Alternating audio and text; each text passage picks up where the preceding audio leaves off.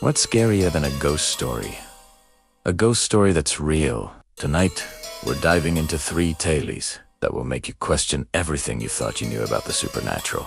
We'll start with a century-old mystery that remains one of America's most brutal and unsolved crimes. Then we'll meet a doll that seems to have a life of its own.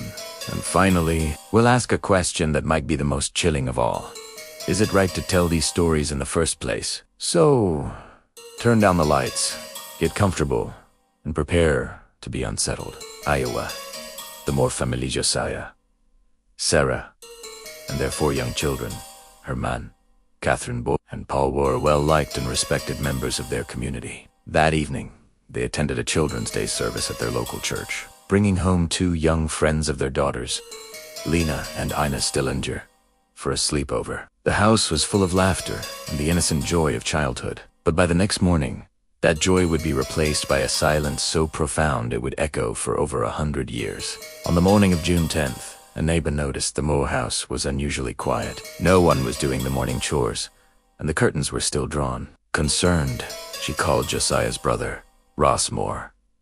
When he arrived and couldn't get an answer, he used his own key to enter the house. What he found inside was a scene of unimaginable horror. All 8 people in the house, the 6 members of the Moore family and the 2 Stillinger girls, had been brutally murdered in their beds with an axe. The investigation that followed was chaotic and, by modern standards, completely botched. The crime scene was immediately contaminated as hundreds of curious townspeople traipsed through the house, touching and moving things before the authorities could secure it. The murder weapon, an axe belonging to Josiah Moore, was found in the guest room where the Stillinger girls were staying. It was bloody, but had been wiped down. Eerily, the killer had covered all the mirrors and glass surfaces in the house with cloths. He had also taken a 2-pound slab of uncooked bacon from the icebox and left it near the axe. A bizarre detail that has puzzled investigators for decades. Suspicion fell on several people. There was Frank Jones, a local state senator and business rival of Josiah Moore. Moore had recently left Jones's employ to start his own successful farm implement company, taking business with him. Some whispered that Jones had hired a hitman, a man named William Mansfield, to eliminate his competition. Mansfield was even arrested, but a grand jury failed to indict him due to a weak alibi. Then there was Reverend George Kelly, a traveling minister who was present at the Children's Day service that night. Kelly was known for his odd behavior and had a history of mental health issues. He reportedly confessed to the murders 2 fellow passengers on a train, claiming a voice from God told him to slay utterly. He was tried twice for the murders, but the first trial resulted in a hung jury, and the second ended in acquittal. Another theory points to a possible serial killer named Henry Lee Moore, no relation to the family, who was convicted of murdering his own mother and grandmother with an axe months after the Willick crime.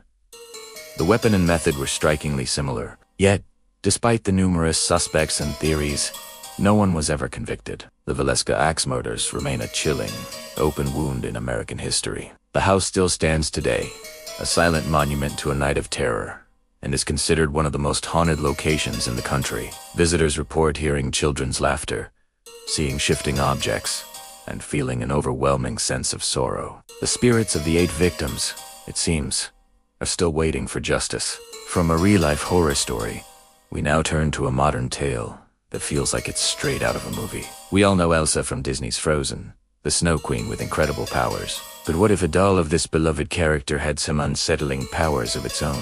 In 2019, a family in Houston, Texas, experienced just that. Emily Madonia gave her daughter a talking Elsa doll for Christmas. The doll would sing, "Let It Go," and recite phrases from the movie when a button on its necklace was pressed. For 2 years, it was a normal, cherished toy. Then, things got weird. The doll started singing and talking on its own, even when its power switch was turned off. At first, it would just sing in English, but then it began alternating between English and Spanish, something it wasn't programmed to do. The family, understandably creeped out, decided it was time for Elsa to go. They threw the doll in the trash, sealed the bag, and put it out for collection. They thought that was the end of it. They were wrong. A week later, the doll was back. They found it inside a wooden bench in their living room. The family was terrified. How did it get back inside their house?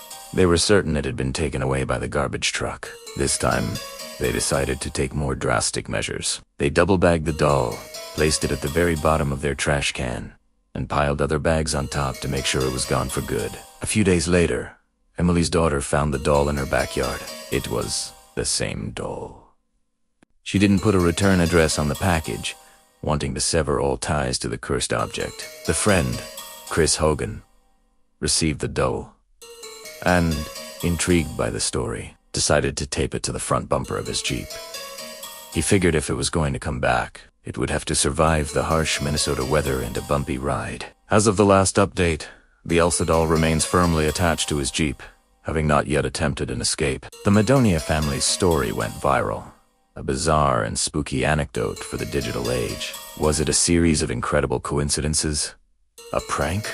Or was there something genuinely paranormal attached to that toy? We may never know, but it's a reminder that sometimes the most innocent objects can have the darkest stories. We've just explored a brutal true crime and a story of a seemingly possessed toy. These dailies are fascinating, they're scary, and they get our hearts racing. But it brings us to a crucial and often overlooked question. What is the ethical cost of our fascination with ghost stories, especially those tied to real-life tragedies? When we talk about the Willick axe murders, we're not just discussing a historical event. We're talking about the violent deaths of 8 real people, including 6 children: Josiah, Sarah, Herman, Catherine, Boyd, Paul, Lena, and Ina. Were not characters in a story. They were living, breathing individuals with families, friends, and futures that were stolen from them. Today, the Willick Axe Murder House is a tourist attraction. People pay to spend the night, hoping for a paranormal experience. They conduct ghost hunts with EVP recorders and spirit boxes, trying to communicate with the spirits of the victims. On one hand, you could argue that this keeps their memory alive. It ensures that what happened to them is not forgotten. It transforms a site of immense pain into a place of historical and paranormal inquiry. But on the other hand, is it respectful? Are we turning a family's greatest tragedy into entertainment? Imagine the spirits of those children. If they do linger there, would they want to be pestered by thrill-seekers with cameras and gadgets? Or would they just want to be at peace? It's a complex line to walk. We are drawn to these stories because they touch upon our deepest fears about death and the unknown. But we must remember the human beings at the heart of them. This ethical dilemma extends beyond just one house in Iowa. It applies to every haunted hospital, asylum, prison, and battlefield that we visit. These were places of immense suffering. When we tell their stories, are we honoring the dead, or are we exploiting their pain for our own morbid curiosity? There isn't an easy answer.